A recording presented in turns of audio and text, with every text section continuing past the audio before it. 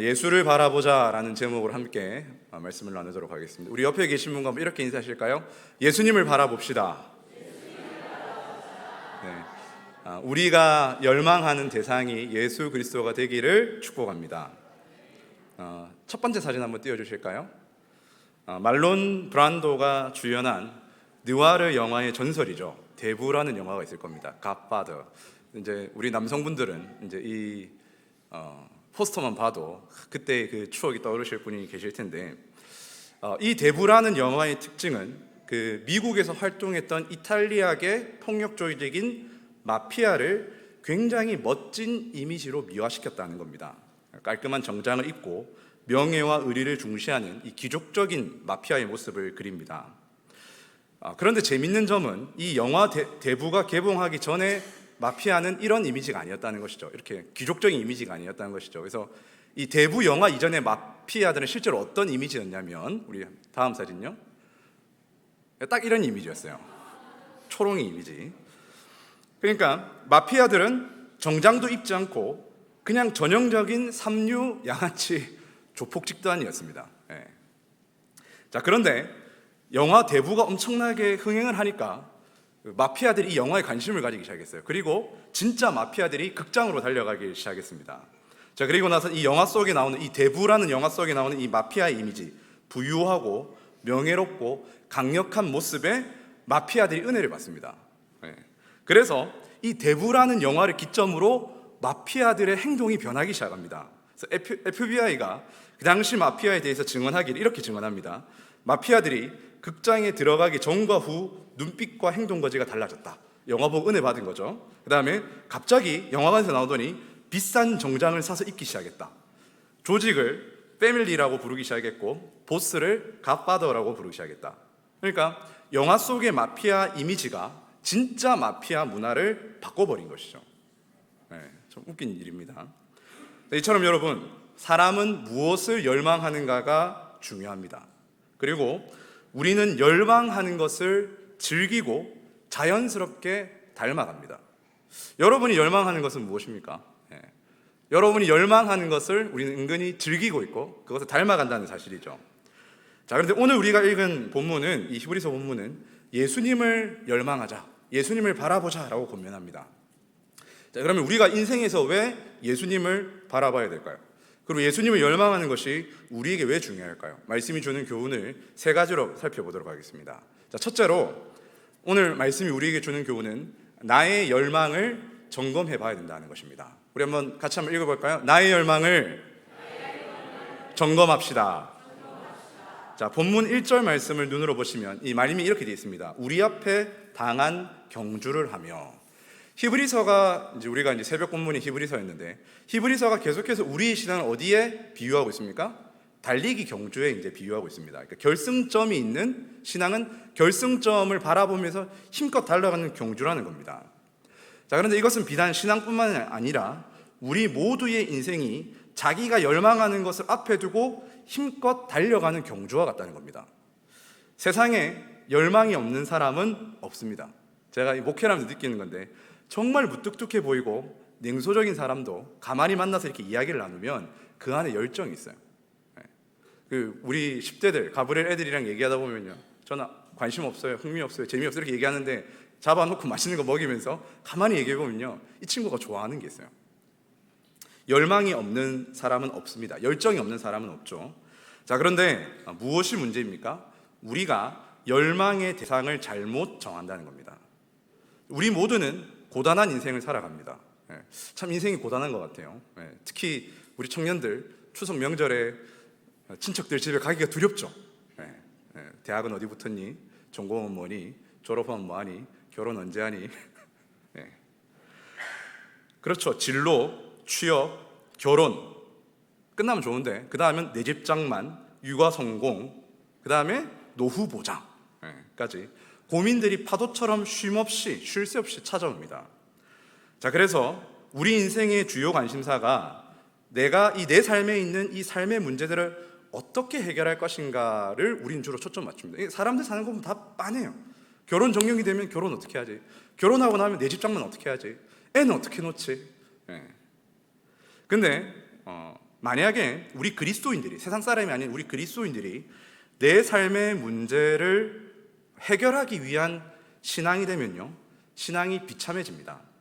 무슨 말인가 하면, 우리가 이제 하나님 그 자체를 누리는 것이 아니고 어떻게든 내 삶에 찾아오는 이 문제를 그때그때마다 해결하기 위해서 하나님을 이용하면 신앙이 비참해진다는 거예요. 은혜는 내 삶의 문제를 해결하는 데 도움을 주는 부스러기 은혜가 됩니다. 그리고 또 하나님은 내 문제도 잘 아시고 해결할 수 있는 은혜도 지고 있으면서도 인색하게 은혜를 베풀지 않는 그런 하나님이 된다는 것이죠. 그래서 이제 보세요. 문제를 해결하기 위한 신앙이 되면요, 문제가 해결되면 다행입니다. 은혜의 하나님이죠. 근데 반대로 내가 원하는 방식으로 해결이 안 되면 하나님은 우리 인생의 모든 실망과 원망의 대상이 됩니다. 자, 문제를 해결하기 위해서 신앙을 이용하는 것, 하나님의 도움을 받는 건요, 비참하죠. 그리고 제가 진짜로 하고 싶은 일인데, 이런 신앙은 결정적으로 기쁨이 없습니다. 즐겁지가 않아요. 왜 그렇습니까? 성경을 읽어도 기도를 드려도 내 삶의 문제를 해결하기 위한 의무적인 과정이기 때문에 전혀 즐겁지가 않은 거죠. 여러분, 교회에서 이제 1년에 1독, 또 우리 구역 이번에 성경 읽기 1등 합시다, 이래서 억지로 성경을 읽어요. 여러분, 그때 마음이 어떻습니까? 즐겁습니까? 아니면 힘듭니까? 억지로 읽는 성경은 참 힘들죠. 분량을 채우기 위한. 여러분, 그래서 의무감에 젖은 신앙, 문제를 해결하기 위해서 의무감에 젖은 신앙은 결코 즐겁지 않다는 겁니다. 결혼 생활도 딱 마찬가지죠. 여러분, 요즘은 결혼 10년 차 이혼이 그렇게 많다고 합니다. 왜 하필 10년일까요? 결혼이 10년 이상 되면 한쪽이 가사노동만 해도, 그러니까 주부 생활을 해도 재산 기여도의 50%를 인정받을 수 있답니다. 그러니까 7년이나 8년 차 이혼하면 안 되는 겁니다. 몇 년을 채워야 되죠? 반드시 이를 꽉 물고 10년을 채워야 됩니다. 그래서 농담이 아니고 진짜로 10년을 채우고 이혼하는 부부가 많대요. 그래서 이혼하러 가면은 이렇게 변호사 이렇게 얘기한답니다. 10년만 참으십시오. 10년만 채우십시오. 근데 여러분, 한번 생각해 보십시오. 10년을 채우기 위한 냉랭한 결혼 생활을 한번 떠올려 보십시오. 열망의 대상이 상대가 아니고 그 사람이 가진 재산입니다. 여러분, 그 결혼 생활 행복할까요? 비참할까요? 이처럼 우리가 내 삶의 문제를 열망하는 한 인생과 신앙에는 기쁨과 즐거움이 있을 수가 없습니다. 사랑하는 성도 여러분, 여러분 최근 언제 즐거움으로 충만하셨습니까? 좀 더 직설적으로 삼위 하나님을 믿는 것이 여러분의 즐거움이 됩니까? 아니면 내 문제가 더 커 보입니까?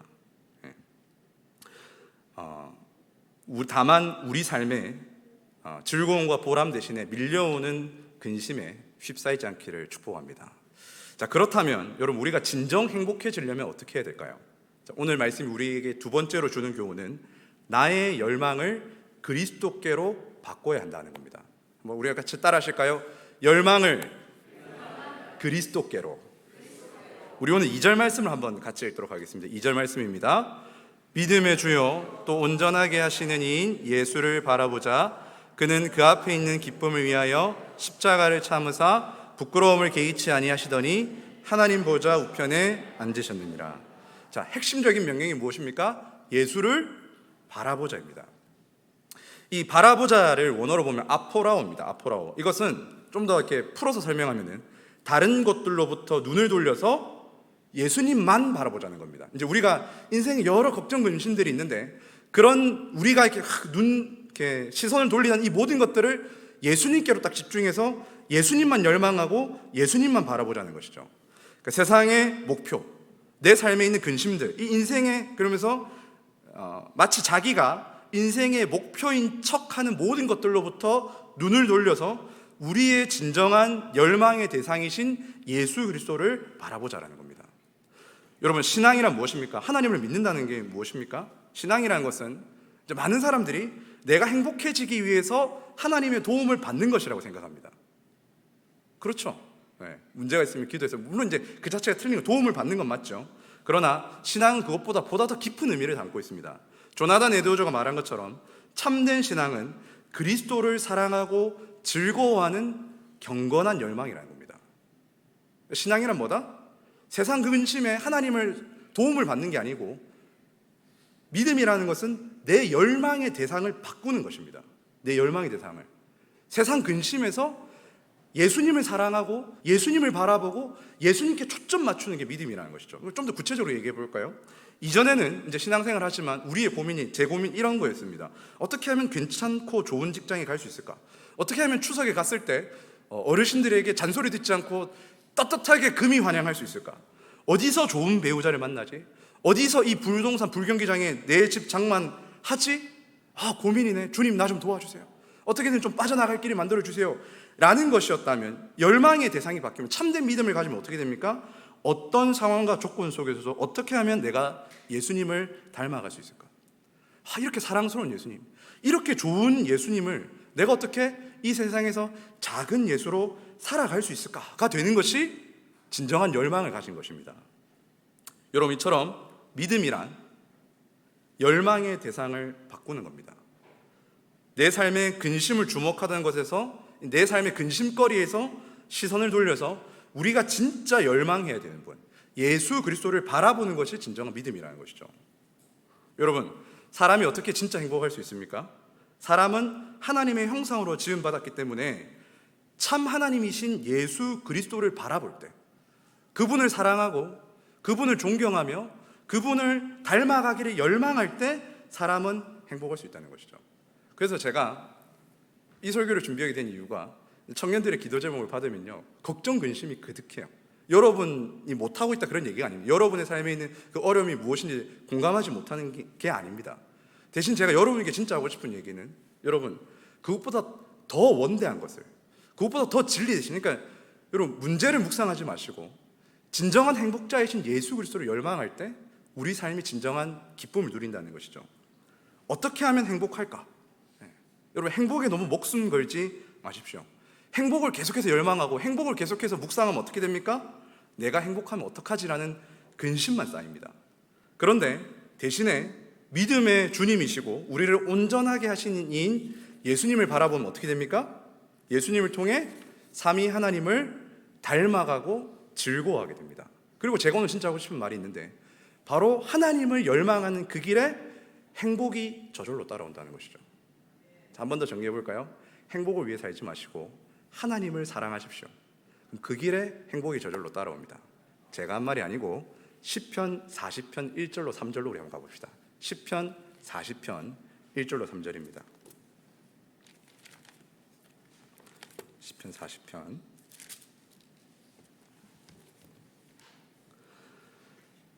자, 우리 한번 한 목소리로 1절부터 3절까지 한번 같이 읽도록 하겠습니다.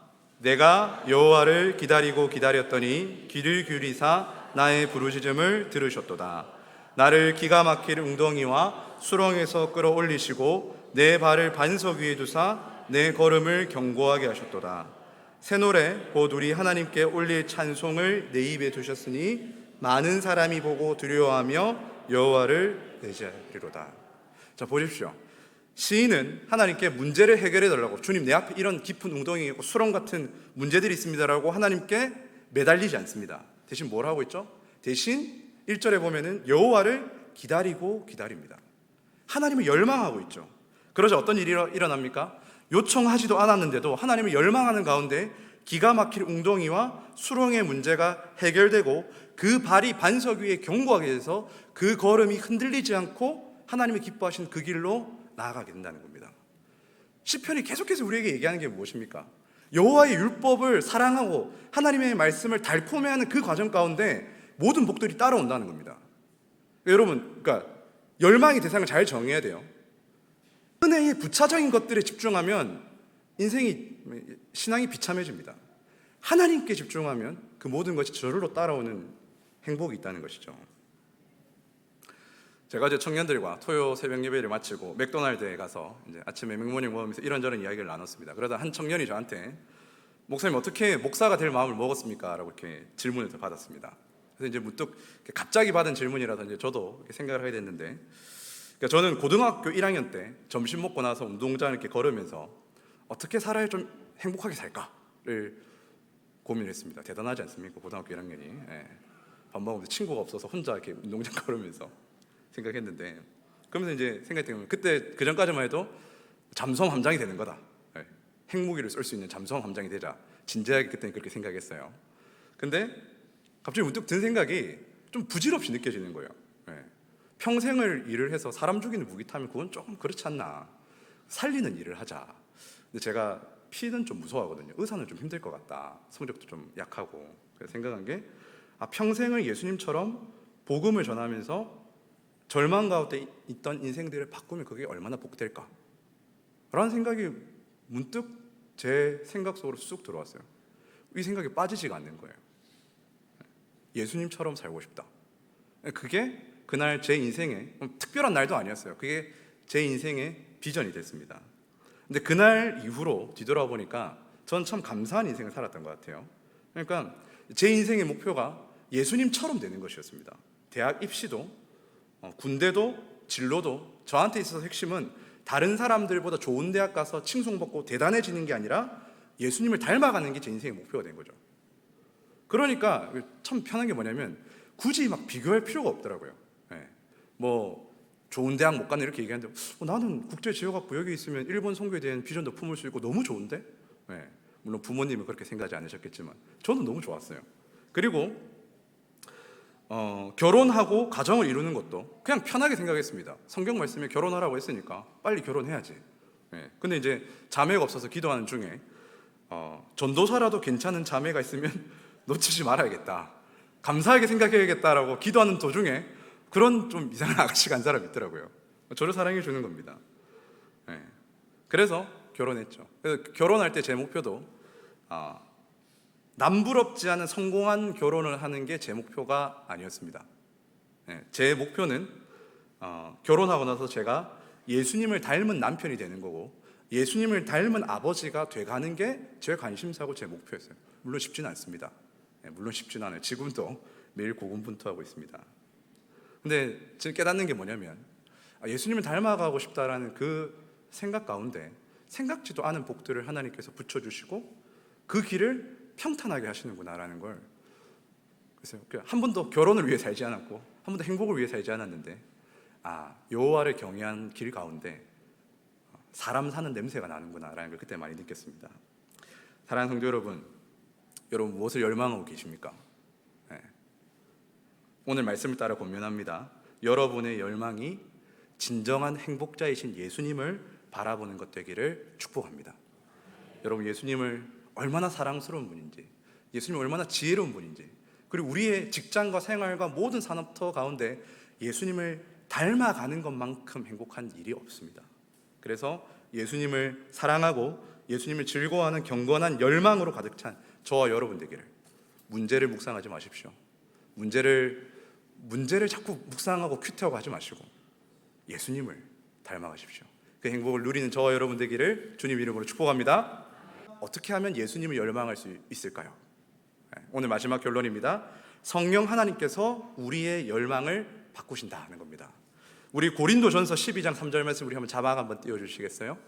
고린도전서 12장 3절입니다. 우리 한번 같이 읽겠습니다. 그러므로 내가 너희에게 알리노니 하나님의 영으로 말하는 자는 누구든지 예수를 저주할 자라 하지 아니하고 또 성령으로 아니하고는 누구든지 예수를 주시라 할 수 없느니라. 자, 뭐라고 얘기합니까? 성령님이 아니시거든 누구든지 예수를 주님이라 할 수 없다라는 겁니다. 그러니까 성령 하나님께서 하시는 사역이 무엇입니까? 그러니까 우리는 예수님을 열망해야 행복할 수 있어요. 그런데도 자꾸 세상 허망한 것에 우리의 눈이 이렇게 자꾸 시선이 돌아갑니다. 그래서 성령님이 우리 가운데 오신 겁니다. 계속해서 눈이 돌아가죠. 그래서 성령 하나님이 우리 가운데 오셔서 우리의 눈을 열어서 예수님을 바라보게 하시고 예수님이 얼마나 사랑스러운 분인지, 예수님이 얼마나 존귀한 분인지를 계속해서 보게 하시는 분이 바로 성령 하나님이시라는 거예요. 여러분, 예수님을 믿으면요 신비한 일이 일어납니다. 어떤 일인가 하면 그간 즐겁게 느껴졌던 것들이 지루하게 느껴져요.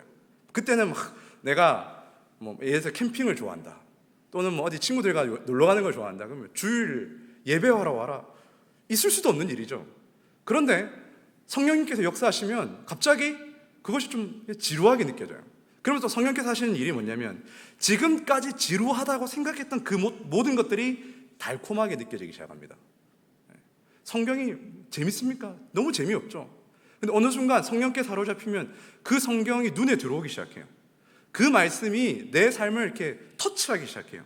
말씀에 대한 갈증이 생깁니다. 이게 어떤 의미일까? 그러면서 기도를 하게 되고, 그러면서 예수님처럼 사는 것에 대해서 가슴 뛰기 시작하는 것이죠. 여러분, 성령 하나님의 사역을 잘 이해해야 됩니다. 무슨 말인가 하면 성령 하나님을 부르면서도 번지수를 잘못 잡으면 안 돼요. 예를 들어 볼까요? 제가 이제 삼성 휴대폰을 쓰는데, 갤럭시를 쓰는데, 제가 이걸 가지고 애플 서비스 센터에 가서 고쳐달라면 고쳐줍니까? 안 고쳐줍니까? 번지수를 한참 잘못 잡았죠. 고쳐주지 않습니다. 마찬가지로 우리 삶도 그런 거예요. 성령 하나님이 하시는 일을 분명히 알아야지 성령 하나님께 제대로 된 걸 구할 수가 있어요. 그러니까 생각해 보십시오. 성령 하나님을 구하는데 성령 하나님께 기도하는 이유가 이전에 즐기던 세상 열망을 위해서, 주님 이번에 성적 오르게 해주십시오, 주님 이번에 제 부동산도 오르게 해주시고 주식도 오르게 해주시고 다 오르게 해주십시오라고 기도하면요 사실은 아무런 효력이 없어요. 왜냐하면 성령 하나님은 그런 일을 하시는 분이 아니시기 때문에 그렇죠.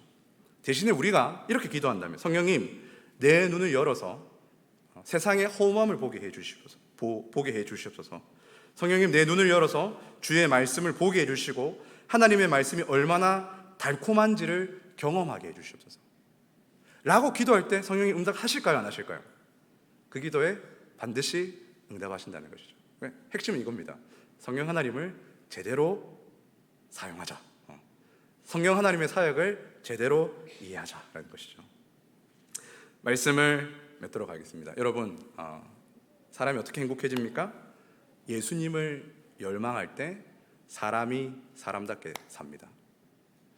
여러분, 저는 그래서 여러분께 한번 여쭤보고 싶어요. 여러분, 예수님 믿는 것이 즐거우십니까? 예수님 믿는 것이 행복하십니까? 네. 저는요, 한 번씩 이렇게 퇴근하다 보면요, 좀 이렇게 혼자서 이렇게 행복할 때가 있어요. 이제 물론 집에 가서 육아도 해야 되고 이런저런 일들이 많지만, 문득 내가 세상에 허무해지는 것들이 아니라 집에 돌아가서 내가 사랑해야 될 가족을 하나님께로부터 받았고, 또 허무해질 세상이 아니라 영원한 하나님 나라를 위해서 내가 애쓰고 수고하고 땀 흘린다는 이것이 얼마나 감사한 일인지, 또 청년들과 함께 하면서 함께 기도하고 서로 말씀으로 권면하고, 이 일들 때로는 더디게 느껴지고 때로는 느리게 가는 것처럼 느껴지지만, 그러나 그 모든 것 가운데 하나님이 일하시는 거 보는 것을 볼 때 얼마나 감사한 일인지 모릅니다. 말씀을 맺도록 하겠습니다. 사랑하는 성도 여러분, 예수님을 바라보시기 바랍니다. 그분을 열망할 때 진정한 행복이 있습니다. 그분을 닮아가기를 애쓰십시오. 그분의 말씀을 한 절이라도 더 귀에 담으십시오. 어떻게 하면 예수님처럼 생각할 수 있을까? 어떻게 하면 직장에서 성내는 할아버지 앞에서, 내 동료들 앞에서 예수님처럼 의연하게 행동할 수 있을까? 멋있게, 명예롭게 행동할 수 있을까? 그것을 고민하면서 날마다 예수님을 열망하시는 저와 여러분 되기를 주님 이름으로 축복합니다.